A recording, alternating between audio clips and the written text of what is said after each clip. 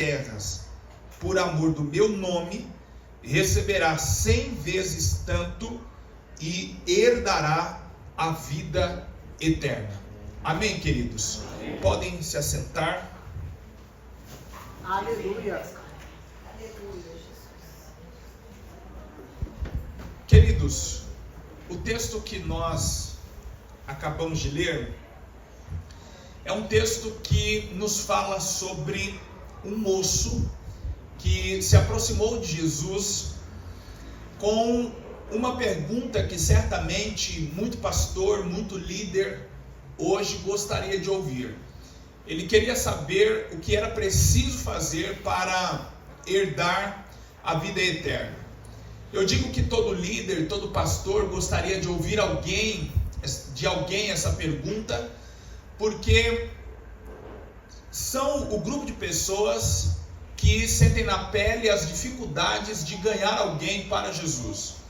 Nós vemos em uma época onde tem se tornado cada vez mais difícil atrair as pessoas a Cristo.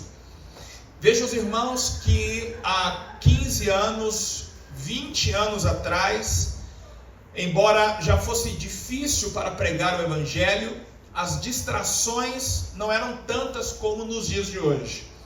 Vejam vocês que, de repente, aos finais de semana, o único destino para quebrar a rotina que as pessoas tinham era juntar a família e ir ao shopping, e isso quando tinha dinheiro. De repente, para assistir um filme, comer alguma coisa diferente. Hoje você não precisa mais sair da sua casa para comer algo diferente. Por qualquer aplicativo você pede e faz uma refeição diferenciada. Você também não precisa mais sair da sua casa para assistir um filme ou uma programação diferente dos canais abertos. Eu quero dizer com isso que a mente das pessoas tem sido ocupada com muitas coisas a não ser Cristo. Então hoje facilmente você escuta alguém dizer que não vai para o culto porque está fazendo isso, aquilo, ou porque trabalhou durante a semana e ele de repente tem mais o que fazer do que estar na igreja. E paz, meus irmãos, que cada vez mais, conforme o tempo passar, mais difícil será trazer alguém para Jesus. No entanto, ainda ontem eu ouvi de uma missionária que, independente da pessoa ter dinheiro ou não, ela ser muito feliz ou não, existe na vida dela uma necessidade de Deus, existe nela uma necessidade de Cristo. E quando essa necessidade aparece, o pastor, o líder, o pregador, o crente, porque todos nós fomos chamados para propagar a mensagem do Evangelho. Essa mensagem, a sua obrigatoriedade do seu anúncio não repousa somente sobre os ombros daqueles que ocupam cargos de liderança.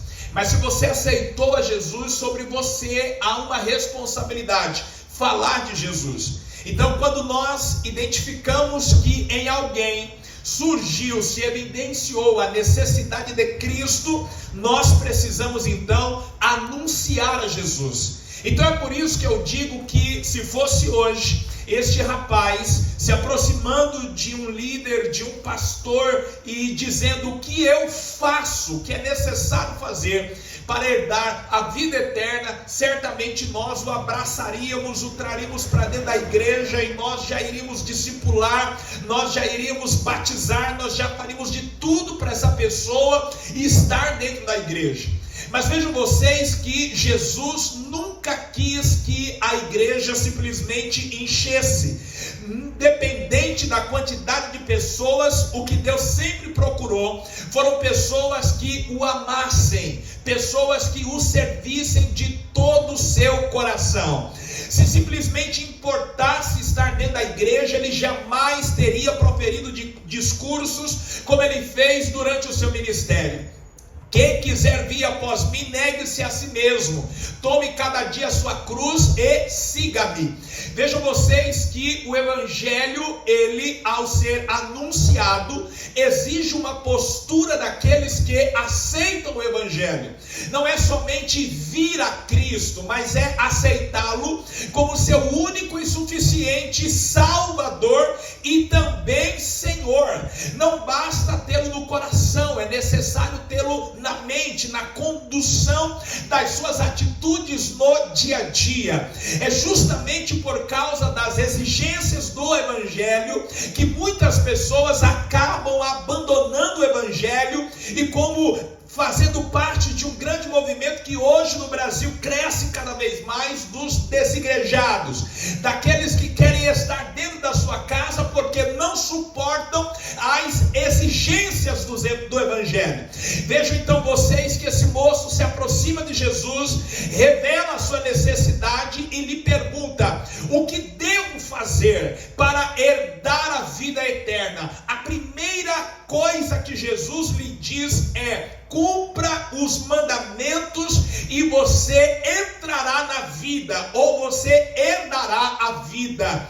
Ele então pergunta a Jesus, e aqui sinceramente não sei se ele faz uma pergunta sincera ou ele tenta pegar Jesus em alguma falha ou entender o que passa na cabeça do Senhor, mas ele pergunta: quais mandamentos? Quando eu falo das minhas dúvidas, é porque os mandamentos eram compostos por 613 códigos. Vejam vocês que os 10 mandamentos, o decálogo, eram somente um resumo de todo esse código de leis. Eu costumo brincar quando eu dou aula sobre isso e dizer aos meus alunos para se colocarem de pés, e eu vou citar os 10 mandamentos. Conforme o pecado que você já cometeu ou o mandamento que você já infringiu, você deverá sentar. E aí eu digo para eles, antes de terminarmos, até mesmo eu estarei sentado. Então, se é difícil passar no crivo dos 10 mandamentos resumidos, imagine só se nós nos colocarmos diante dos 613 mandamentos. Então, quando este moço, ele pergunta quais mandamentos são necessários eu cumprir para herdar a vida eterna, é que ele quer que Jesus especifique, ele quer que Jesus aponte, e é exatamente o que Jesus faz. Jesus olha para ele e diz assim: olha, honra o teu pai e a tua mãe, é o primeiro mandamento com promessa. Não mate, não furte, não diga falso testemunho, não cobice o que não é seu. Quando Jesus termina esses mandamentos, ele olha para o Senhor e diz assim: tudo isso eu já tenho cumprido desde a minha mocidade. A questão que ele não percebeu é que Jesus não citou os outros 5 mandamentos que estão relacionados diretamente à comunhão com Deus, porque os 5 mandamentos que Jesus citou estavam ligados ao relacionamento pessoal, ao relacionamento humano. Honrar pai e mãe, isso se cumpre em uma esfera horizontal.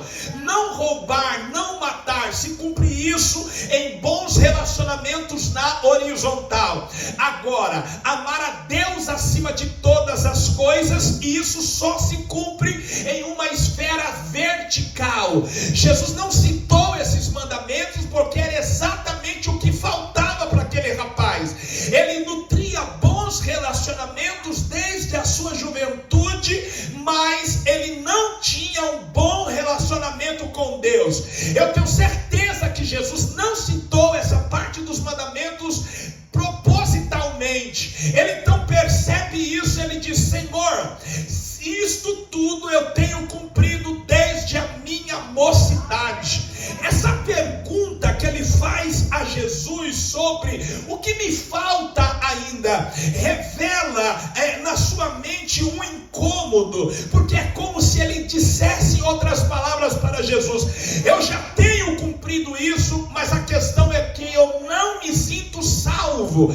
Eu quero ser salvo. O que eu preciso fazer além, me falta alguma coisa, porque eu não me sinto salvo. Jesus então olha para ele e então pergunta: queres ser perfeito?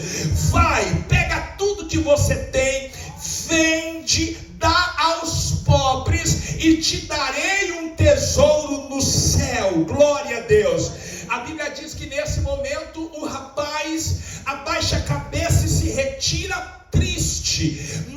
momento, Jesus então olha para os seus discípulos e diz assim: vocês estão vendo, vocês perceberam o quão difícil é um rico entrar no reino dos céus? E aí ele usa de uma parábola e ele fala: é mais fácil o camelo passar pelo fundo de uma agulha do que um rico entrar no reino de Deus. Ainda hoje muitos teólogos tentam descobrir o que era o fundo dessa agulha. Se Jesus se referiu a uma agulha cirúrgica, se existia alguma porta em Jerusalém com este nome. No entanto, queridos, independente do tipo da agulha, o que Jesus aqui quer evidenciar é a dificuldade de alguém apegado às riquezas entrar no reino dos céus. Neste momento, nos diz a Bíblia que Pedro então olha para os seus pares e pergunta: quem é que vai se salvar? Pedro ali está admitindo uma coisa ou outra, ou que todos, e ele exclusivamente, também tinha o seu coração apegado à riqueza, ou algo mais forte, mais abrangente. Todos que estavam ali tinham o seu coração apegado a alguma coisa, e eles entenderam que para herdar a vida eterna, que para entrar no céu, era necessário então desapegar. Aí Jesus olha para eles e diz assim: o que é impossível aos homens é possível a Deus. Aleluia. Certamente não é necessário muito para neste momento você já entender que é necessário nós também desapegarmos de algumas coisas para entrarmos no reino dos céus. Aqui no capítulo 19, versículo 29, aonde nós lemos, Jesus acrescentou dizendo: e todo aquele que tiver deixado casas, ou irmãos, ou irmãs, ou pai, ou mãe, ou mulher, ou filhos, ou terras, por amor do meu nome, receberá 100 vezes tanto e herdará a vida eterna. É Jesus dizendo assim: quem desapega, quem abre mão de alguma coisa não perde, recebe nessa vida 100 vezes mais e ainda a vida eterna. Eu gostaria que você me falasse o nome do banco de investimentos. Eu gostaria que você me falasse o nome da aplicação que paga 100 vezes mais. É só Cristo, é só Evangelho. Não importa o que você abra a mão, Deus lhe devolverá 100 vezes mais e ainda a vida eterna. Glória seja dada ao nome do Senhor Jesus. Glória a Deus. No entanto, neste texto existem muitas lições. Muitas lições que eu quero aqui compartilhar com vocês. Eu quero pregar nesta noite subordinado ao tema: por amor do teu nome. Porque se os irmãos leram bem, eu gostaria que você mantivesse a sua Bíblia aberta. Mateus 19, verso 29, Jesus disse: todo aquele que tiver deixado casas, ou irmãos, ou irmãs, ou pai, ou mãe, ou mulher, ou filhos, ou terras, por amor do meu nome. Veja que ninguém deixou casas, familiares, amigos, emprego, terras, simplesmente por deixar, ou por não reconhecer o valor que existem nessas coisas, nesses bens, nessas pessoas. Existe uma causa maior, existe um bem maior. É Jesus dizendo: aquele que entende que o meu nome vale mais do que casas, do que relacionamentos, do que amigos, este receberá 100 vezes mais. Só que você precisa amar o nome de Cristo o suficiente para deixar, porque muitos até deixam e no meio do caminho se arrependem e voltam atrás. Quem simplesmente deixa por isso, certamente um dia voltará a pegar o que largou. Mas quem abandona tudo pelo nome de Cristo, prossegue em linha reta em direção à eternidade, de olho no prêmio que lhe está garantido. Louvado seja o nome do Senhor Jesus. E por que Jesus falou isso? Porque Pedro olhou para Jesus e disse assim: Senhor, nós deixamos tudo e te seguimos. Aí Jesus então responde: qualquer um que tenha feito o mesmo que vocês receberá 100 vezes e ainda a vida eterna. Veja que tudo gira no entorno do nome de Jesus. É por isso que nesta noite eu gostaria que você repetisse comigo assim: por amor do teu nome, seremos perfeitos. Diga para quem está do seu lado: por amor do teu nome seremos perfeitos.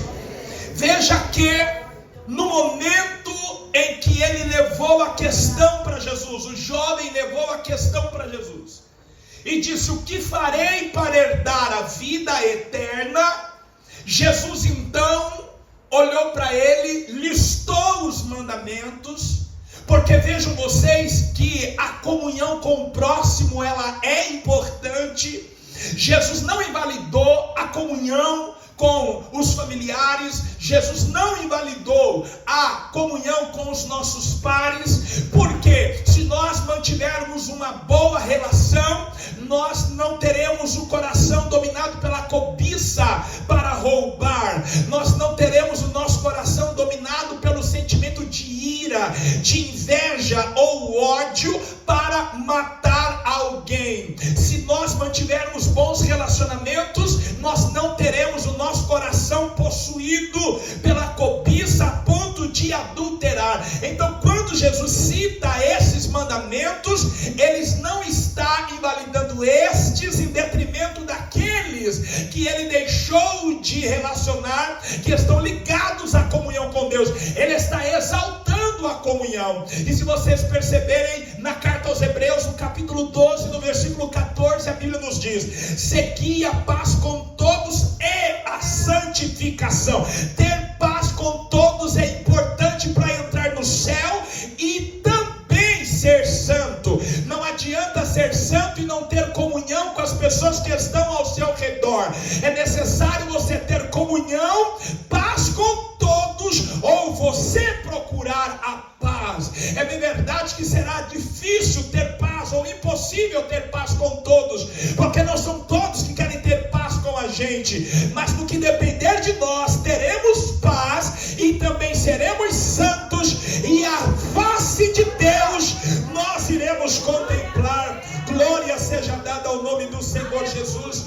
Vejam então vocês que depois dele entender que o que Jesus citou ele já tinha cumprido, ele então quer saber: o que me falta ainda?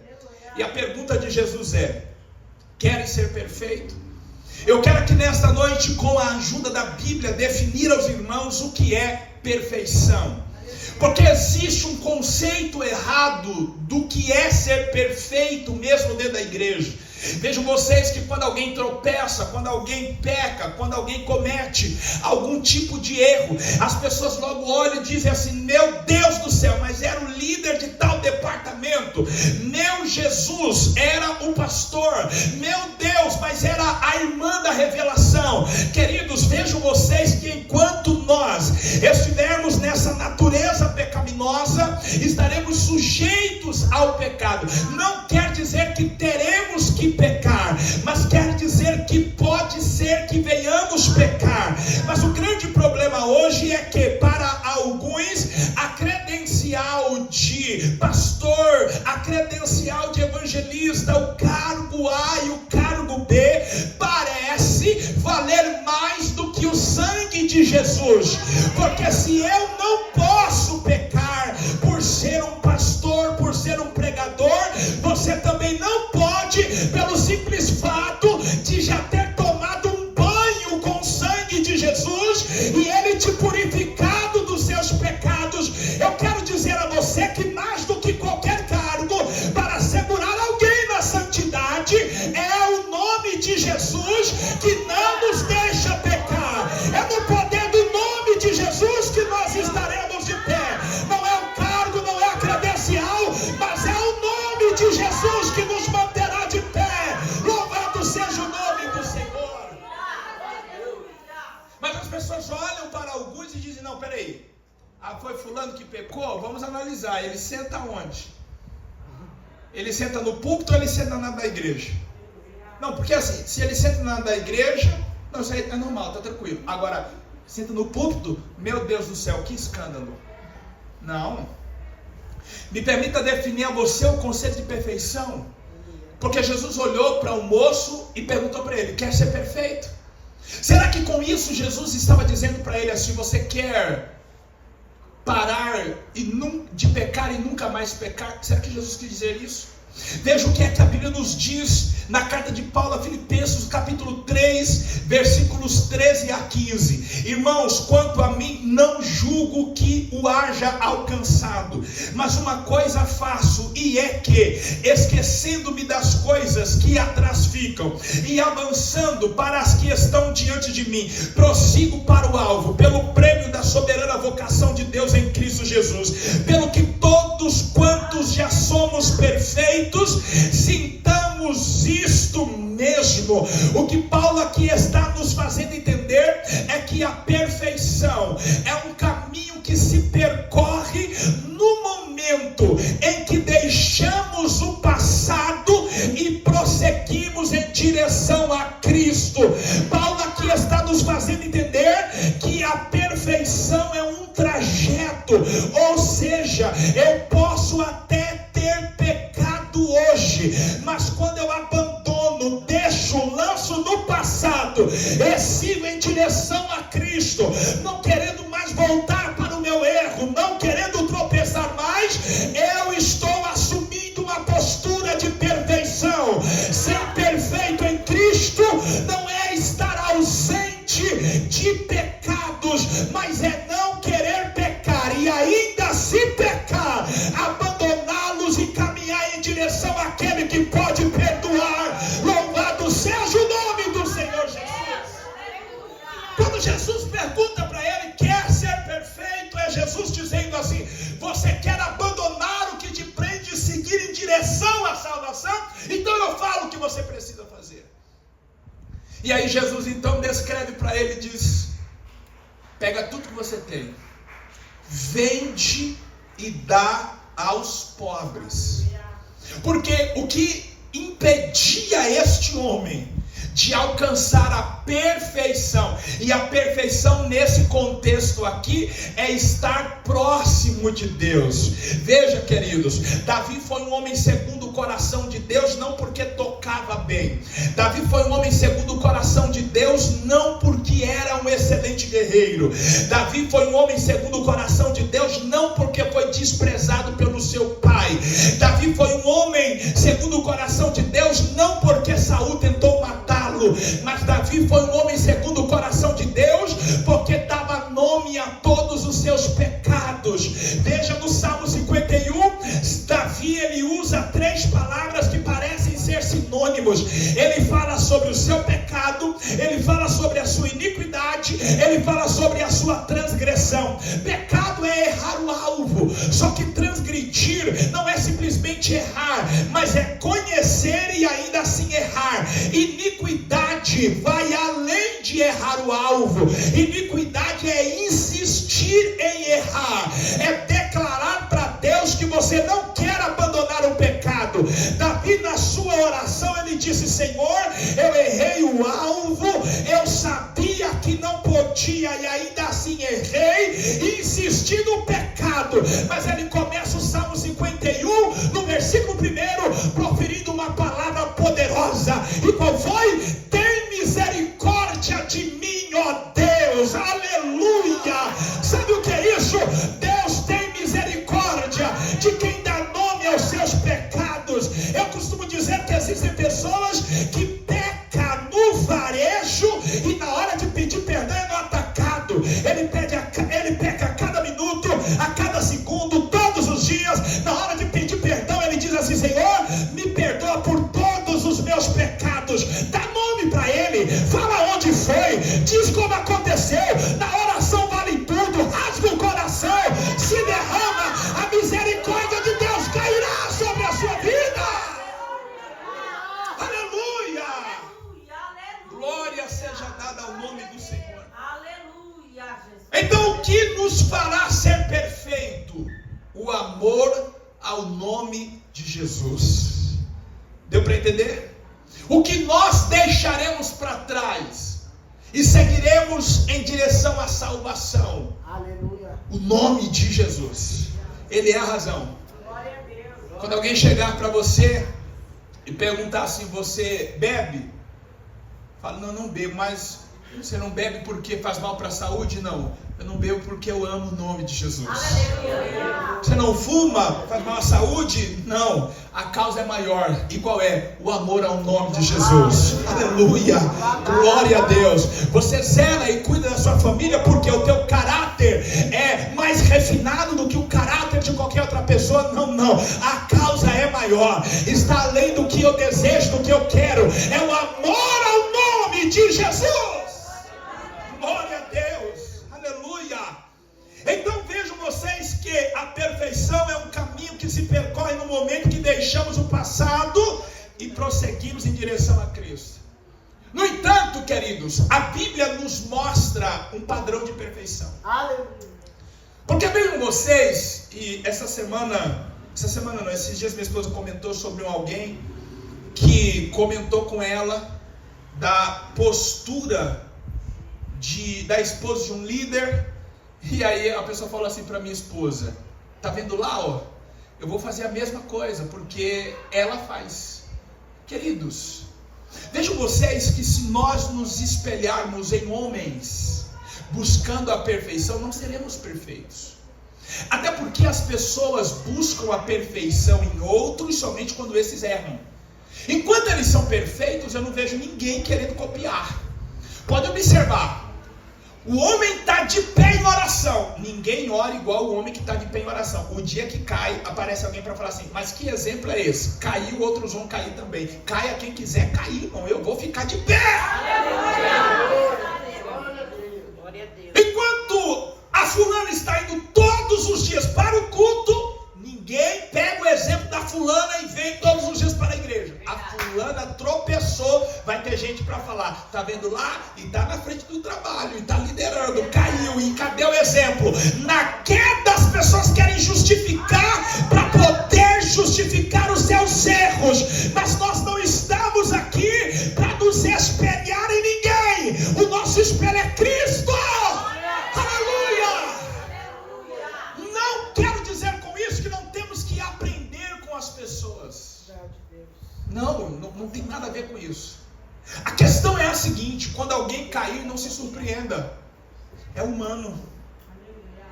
Quando alguém tropeçar, não coloque a mão na cabeça e diga misericórdia, é o Apocalipse. Não é o Apocalipse, é humano. O único infalível é Cristo. Eu me aconselho com pessoas, me direciono a partir de pessoas, mas o meu exemplo maior é Cristo. As pessoas irão falhar, as pessoas irão trair a nossa confiança, mas Cristo não. Cristo não irá trair a sua confiança. Ele é o verdadeiro e maior modelo de perfeição. E a Bíblia nos fala sobre isso. Mateus capítulo 5, verso 48 nos diz: sede vós, pois, perfeitos. É a Bíblia que nos constrange à perfeição. Não é o ministério, não é a igreja, não é o pastor, é a Bíblia. E a Bíblia nos diz: sede vós perfeitos, como é perfeito o vosso Pai que está nos céus. Olha o padrão de perfeição: como o vosso Pai.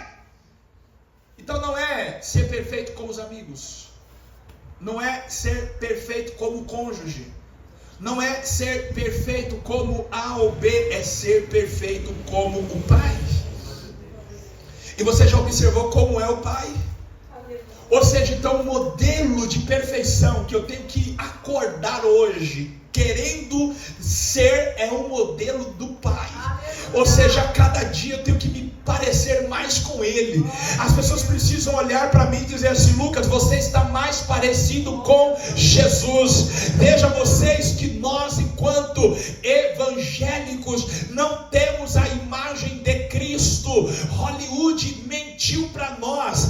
Jesus não tinha a aparência bela. Já reparou que todo Jesus é bonito? Já reparou que todo Jesus é galã? Não tem um Jesus feio, irmãos. Não tem um Jesus preto. Não tem um Jesus de cabelo crespo. Observe você. Mas veja que nós, enquanto evangélicos, não caminhamos com uma foto de Jesus. Quer saber por quê?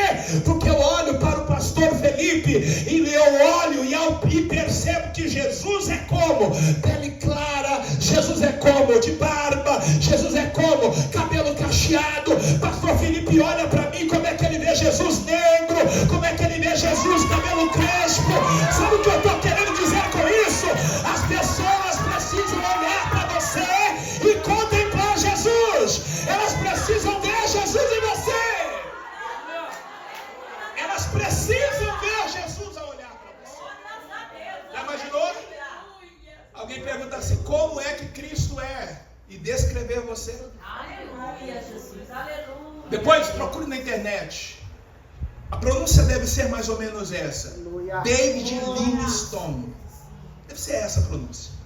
Mas um missionário que aos 18 anos nos Estados Unidos, a família desejava que ele fosse, entrasse numa grande universidade, família de posses, de dinheiro, e de repente aos 18 anos, ele vira para os seus pais e diz, eu quero ser missionário. Aí foi um absurdo para a família, como assim você quer ser missionário? E aí ele bateu o pé e disse, quero ser um missionário, e ele foi para uma tribo, eu não me lembro o lugar no planeta, mas não era nos Estados Unidos, e ele chegou lá e era um lugar onde as pessoas ainda não conheciam a Jesus. Mas ele dedicou toda a sua vida pregando Jesus, pregando o Evangelho. Quando os anos se passaram após a sua morte, alguns missionários chegaram lá. Um grupo de missionários para pregar sobre Jesus. E quando começaram a pregar, os habitantes daquele lugar diziam assim, Jesus já veio aqui. Não, mas como assim Jesus já veio? Não, Jesus já esteve aqui. Jesus vivia conosco aqui. Mas como que Jesus vivia com vocês? E eles descreveram Jesus. E quando descreveram Jesus, era a descrição do David, era a descrição do missionário. Será que alguém na sua rua conhece Jesus? Será que alguém no lugar onde você trabalha conhece Jesus? Será que alguém onde você estuda conhece Jesus? O que é que falam de Jesus aonde você passa? Oh, glória! Existe um instrumento para a perfeição. Paulo, escrevendo aos Colossenses, no capítulo 1, versículo 28, ele disse assim, ensinando a todo homem em toda sabedoria, para que apresentemos todo homem perfeito em Jesus Cristo. O instrumento que aperfeiçoa o homem é a palavra de Deus. Quanto mais nós lermos a palavra de Deus, meditarmos na palavra de Deus, mais nós nos tornaremos perfeitos. Glória a Deus. Eu era o tipo de pessoa que talvez você se identifique. Quando estava desempregado, orava Jesus para me abrir a porta. Aí Jesus ia lá abrir a porta, eu testificava dizendo, Jesus abriu a porta. Depois de 1 mês, 2, 3, passava na experiência, e embora aquele calor de coisa nova, o despertador tocava, eu olhava para o despertador e falava assim, não, tem que trabalhar hoje. Não, peraí, mas você não pediu? Não era uma bênção, porque agora deixou de ser uma bênção? Não, continua sendo uma bênção. Aí depois que eu encontrei na palavra de Deus que o trabalho é uma bênção, depois que eu entendi através da palavra que é através do trabalho que Deus torna a sua vida próspera, porque não é sentado na sua casa simplesmente dando o dízimo que você vai prosperar, mas é trabalhando, dando o dízimo que Deus vai te abençoar. Você está entendendo isso? A prosperidade não vai bater na sua porta com você dormindo até o meio-dia, mas se você for trabalhar, Deus vai te honrar. O pouco que você ganha, Deus vai fazer multiplicar.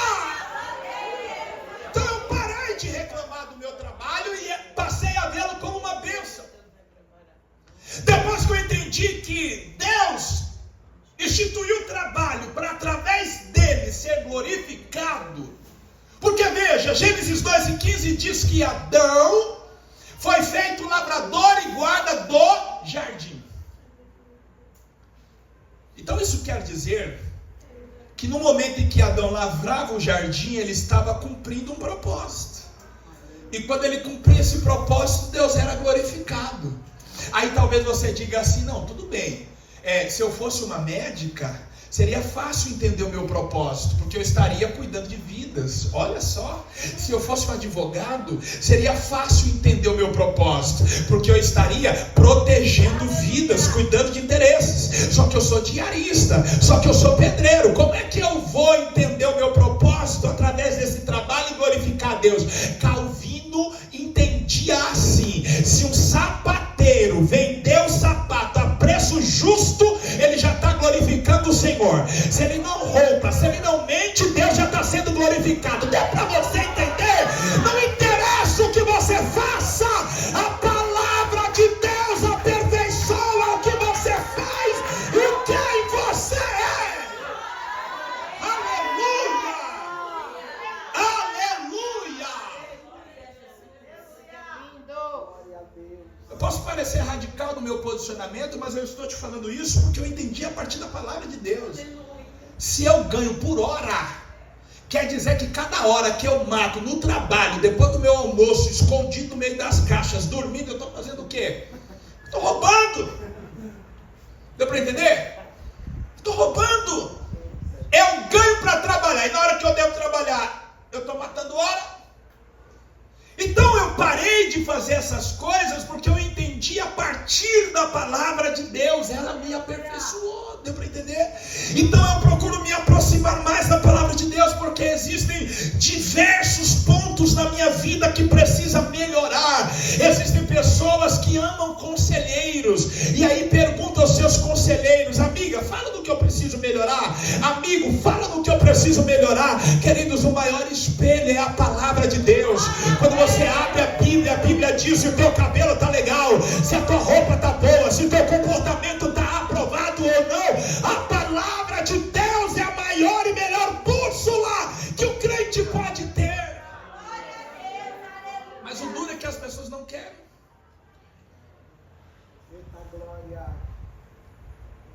Somente em Cristo somos perfeitos.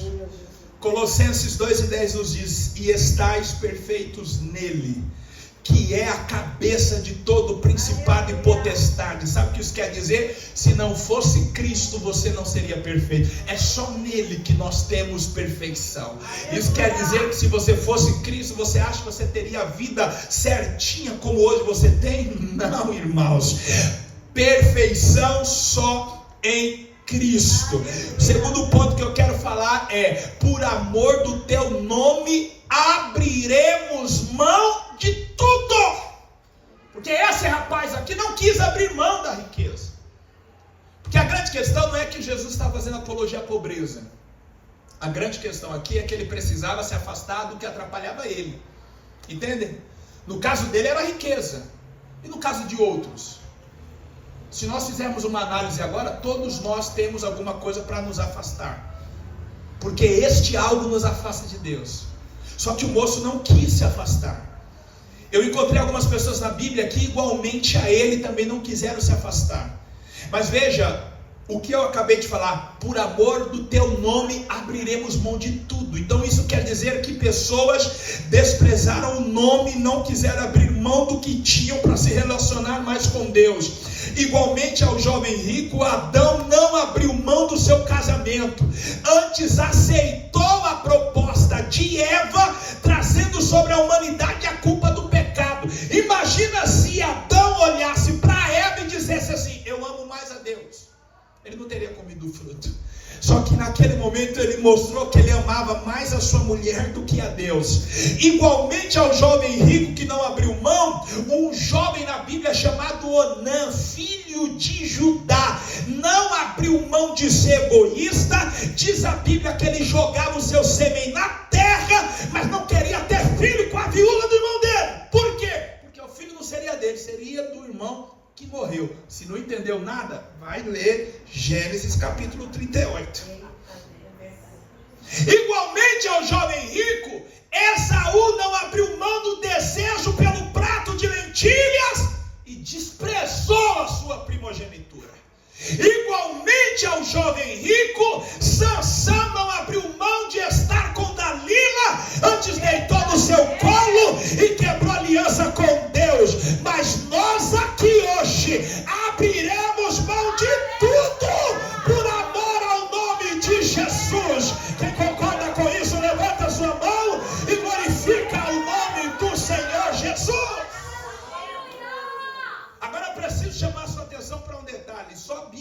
mostra isso.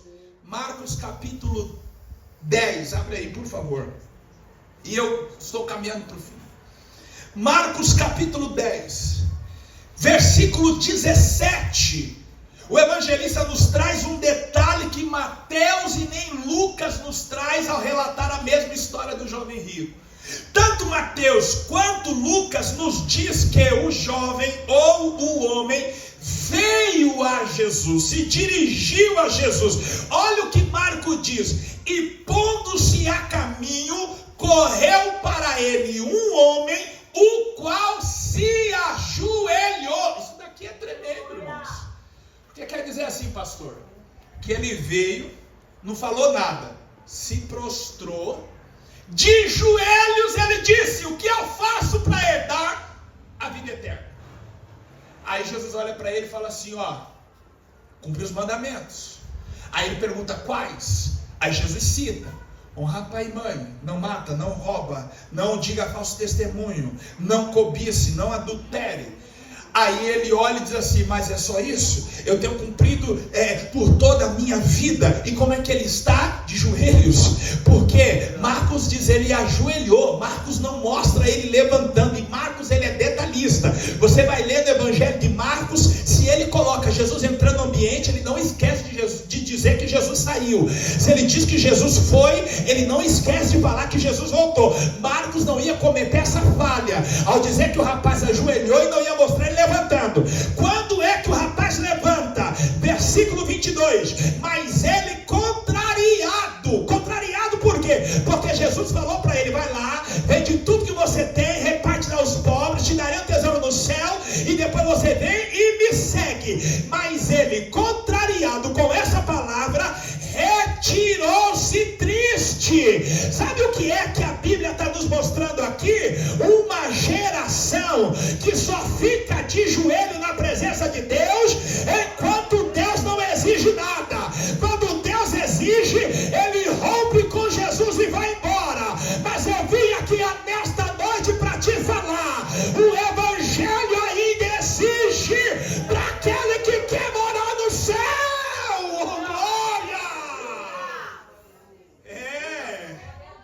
Tem gente que, se o Senhor exigir, ou eu ou os amigos, dos jogos, da bebida, da balada, ele abandona Jesus e corre para os amigos.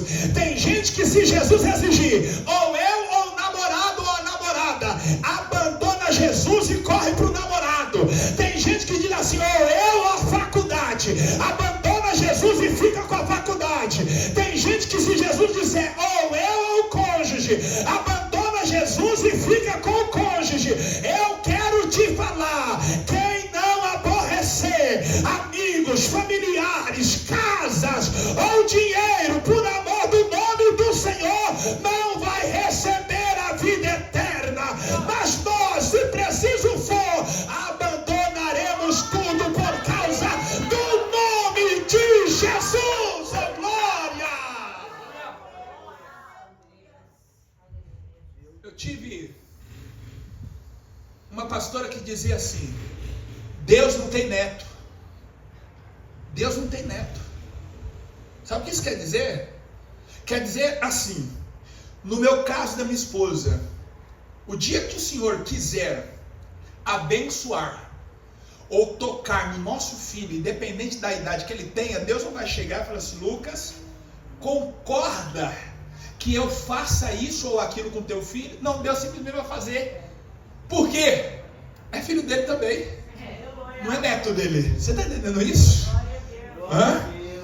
Então isso quer dizer que o aborrecer aqui não é você odiar, não é você desprezar, mas é na situação entre Cristo ou familiares, sempre será Cristo. Não é que o Senhor quer que você fique desempregado, mas na situação entre trabalho e Cristo, sempre será Cristo. Enquanto o Senhor me dava essa palavra, me vinha algo à mente. Eu dizia assim: eu preciso contar para a igreja, eu preciso falar. Eu sou de uma geração que, se o trabalho atrapalhasse para a igreja, a gente nem na entrevista ia, porque ia atrapalhar o culto e eu não ia conseguir ir para a igreja. E se chegasse lá e dissesse: a vaga a gente levantava, deixava a vaga, voltava para casa, acreditando que Deus era poderoso para preparar coisa melhor. Mas da igreja ninguém me tira. E quantos hoje que por causa de um trabalho se desviam? Porque tem gente, irmão, que se ele não vier todo culto, se ele faltar 2, no terceiro está desviado. Então tem gente que não pode.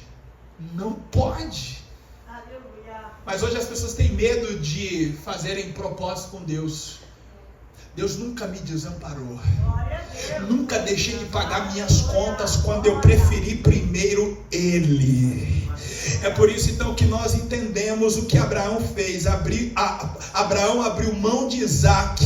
Antes preferiu entregá-lo à morte, mas acreditou que Deus era poderoso para ressuscitá-lo dos mortos. Moisés abriu mão do Egito.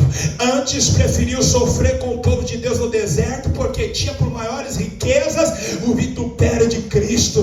Daniel abriu mão da sua própria vida. Antes preferiu ser lançado na cova do que parar de orar. Paulo abriu mão dos títulos, da posição adquirida no judaísmo. Antes preferiu ser considerado como fugitivo, açoitado, preso e morto. Mas antes de descer ao mundo dos mortos, ele disse: agora só me resta uma coisa, e é a coroa da justiça. Eu vou receber o maior prêmio. Cristo não me deixará desamparado. Por isso que nessa noite eu quero profetizar a você também: Deus não te deixará desamparada. Deus não te deixará desamparado quando você escolher Cristo primeiro. Quantos creem nessa palavra, digam amém.